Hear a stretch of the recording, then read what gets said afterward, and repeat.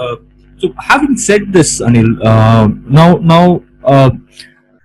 to handle any crisis, right? What I really feel is that your middle management, right, the managers and the first line and second line managers uh, uh, play a very critical role, right? Despite of whatever strategy changes we make, or probably we slightly change our execution methods, right? Still, it has to be executed by our first line and second line managers. So during this crisis, how do you get the managers are equipped to control such situations? Okay. So I'll explain from my own experience, and I think that serves as the best example. The first thing that we did, and I ask everybody to do, is not to take any knee-jerk actions, because the moment you start taking knee-jerk actions, you are going to spend the remaining time just to undo the mistakes that happened. Yeah. So I have a set of managers. I understand each person's experience. I understand the job responsibilities, and uh, I action my expectations around those competencies and how I'm able to utilize them. So if you look at it, when I start explaining it, you will find that these are not something new which we did. These are always into play ever since the time outsourcing happened, or ever since the time people started doing the activities.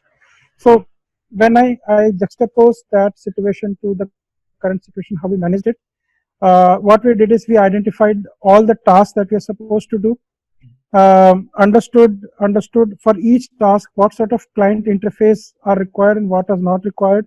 You will bifurcate between who are your external customers and who are your internal customers. Where are you requiring some sort of an active involvement with those people, and where you don't need them. You have to refer back to the contract to see if there are any BCP requirements, if there are any force majeure clause which have been structured, and then you have to structure your actions based on those. Once you identify the area within which you need to play, the next biggest item is to identify the most critical resources, most critical tasks, and the ones that require a high amount of interaction and interfaces between multiple areas. Now, once you have done that, it's like on your mark, get set. The go means put them onto the recovery path first. Right. So once they have been on the recovery path, you are not expected, because these are difficult times. You should not be micromanaging them. I need to trust my people. Right. What you need to do is remove the interference from across them by cutting out the unnecessary meetings, the noise that creeps into the system, and you should focus more on the crisis management team meetings. You understand from the strategy point, you pass on this information to them and allow them to run the execution. As and when you keep going, you just tweak those performance parameters.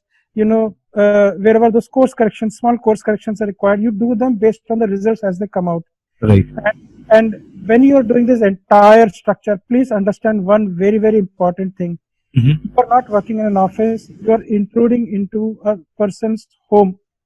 And once you are intruding into somebody's private life, into their home, you need to provide certain concessions to mitigate this as soon as possible. I can tell you a couple of examples. Some of the meetings I did were with my lady staff who had just come out of maternity.